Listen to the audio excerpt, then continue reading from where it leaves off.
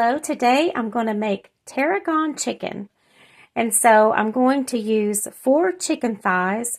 That's with the skin on and the bone in because that's just going to give the chicken a better flavor. You can use boneless and skinless if you like. Thighs are the best. Okay, you can use legs. Dark meat is going to be the best for this. You can use chicken breast if you want. It's just a little less tasty, but you can use it. I'm going to put just a little oil in this pan. There's probably a couple of tablespoons. All right, and then I'm going to put the chicken in here, and I'm going to salt and pepper it lightly and fry it on both sides. Here's the ingredients for our sauce. Okay, we're going to use, this is dry tarragon, by the way. You can use fresh, but there's a conversion. So if you're going to use dry tarragon, it's 2 teaspoons. You can adjust it later if you want. Okay, if you're going to use fresh, 2 tablespoons. Okay, this is Dijon mustard. We're going to have a heaping tablespoon of Dijon mustard, a heaping tablespoon of stone ground mustard, 1/4 teaspoon of salt, 1/4 teaspoon of black pepper, 2 tablespoons of water, 1/2 cup of heavy whipping cream.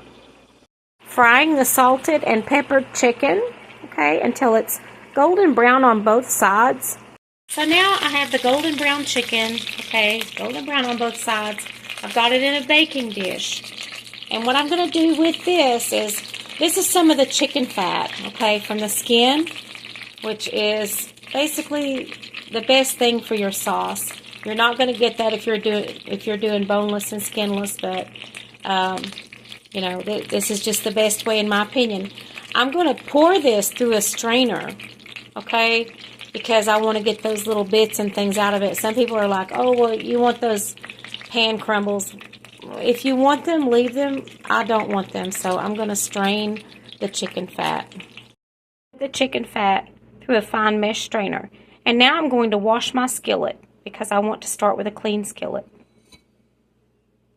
So I have returned my chicken fat to the pan, added the salt and pepper, the tarragon, the Dijon mustard, and the whole grain mustard.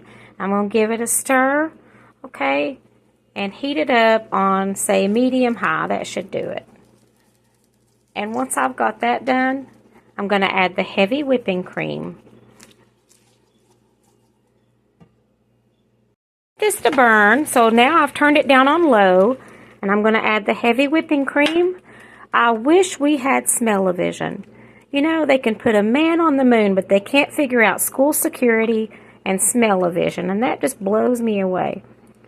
So anyway, I'm going to heat this until it's all incorporated. Okay, and basically that's our sauce. And I'm going to take this sauce and I'm going to pour it over the chicken, and I'm going to put the chicken in the oven.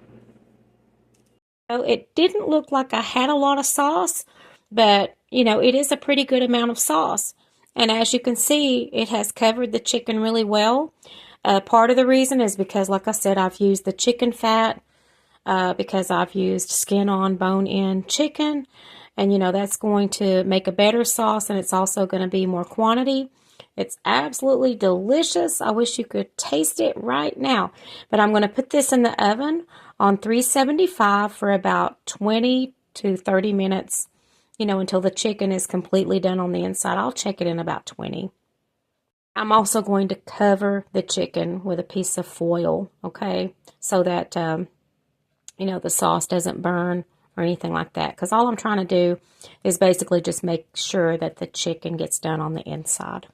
Add the juices from the chicken fat. I didn't need to thin the sauce with water. That's what the water was for, was to thin the sauce if necessary. Oh, that's hard to say. Also, the reason for putting it in the oven is, I'm using dried tarragon. And, it's a little bit, I don't know, the pieces of tarragon are just a little bit crunchy right now. And so, I want them to soften up. So that's another reason for this. And so, I'm so sorry. I've had pneumonia now for 2 weeks. So if you want to serve this with pasta or rice or mashed potatoes and maybe some green beans or peas, those would be some suggestions, maybe a side salad. And so anyway, I'm going to get to working on a side dish here. And I have it in the oven now, covered with foil, cooking on 375. And I'll come back and check it in about 20. By the way, if you taste the sauce before you put it in the oven and it's, the mustard taste is too strong, and it will be for some people, you can always add a little heavy whipping cream and that'll mellow it down. Okay, that'll help you adjust it. So also, you could use maybe a little bit less mustard, but I use a heaping tablespoon of Dijon and a heaping tablespoon of stone ground because I really like that mustard flavor. But anyway, I'm just letting you know how you can mellow it down if you need to. And that is by using a little heavy whipping cream. Decided on mashed potatoes for my side, so I peeled up 5 pounds of potatoes, put about a 1-inch dice on them, and probably going to have a side salad. Okay, so in order to keep my mashed potatoes from having a glue-like texture, I'm going to heat a stick of butter and 1 cup of heavy whipping cream, because if you put cold butter and cold heavy whipping cream or milk in hot potatoes, it can kind of have a reaction that can kind of make your mashed potatoes have a kind of a gluey texture. I don't really know how to say that, but anyway, this helps to prevent that. Basically, we're just tempering the heavy whipping cream and the butter so that it'll be the same temperature, and it just makes better mashed potatoes. But I'm a big fan of the old school potato masher, and this is how I'm going to mash the potatoes. And after I get them mashed, I'm going to add the butter and heavy whipping cream. And the heavy whipping cream, and I'm going to mix it well, and then I'm going to add salt and pepper to taste. So there it is. That's the texture of the mashed potatoes. They're kind of thick. If you want them thinner, maybe add another 1/2 cup of heavy whipping cream and about 4 tablespoons of butter. Heat that up and then add it. Stir it and see if that's the right consistency. But I'm going to keep them like this because my husband likes thick mashed potatoes. Also, I can use any leftovers for things like potato cakes, etc. And if you thin them down too much, that becomes harder. The chicken is well done in the middle. This is a very simple and basic recipe. Very simple. You can also add a dry white wine. I would go with something like a Pinot, something like a Moscato. A sweet wine is not going to work as well, so if it was me, I would use Pinot.